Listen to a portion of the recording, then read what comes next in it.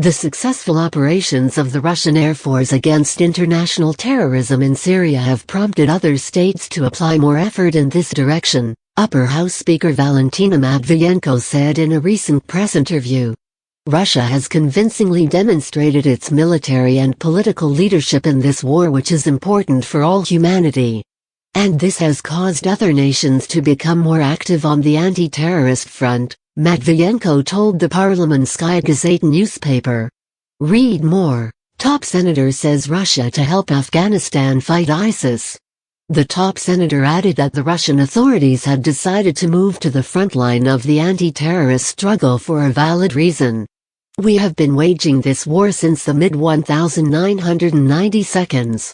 We paid for our experience with hundreds of lives, and as a result we know that terrorism is a terrible threat, she noted.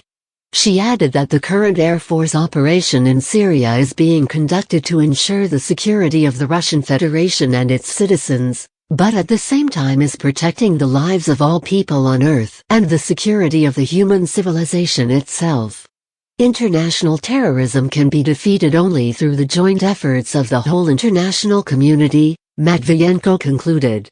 In early October this year, the Russian Air Force began to carry out surgical airstrikes on terrorist positions in Syria after a request for military aid was made by President Assad.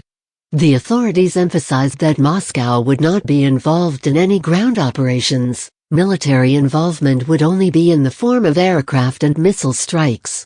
Read more. Over 70% of Russians support anti-ISIS airstrikes in Syria, poll.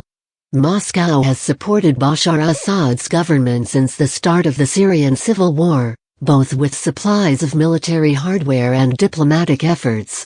Russia has also delivered about 30 aircraft loads of humanitarian aid to Syria in the past 2 years, and has evacuated hundreds of refugees, including Russian and foreign citizens, from the war-torn country.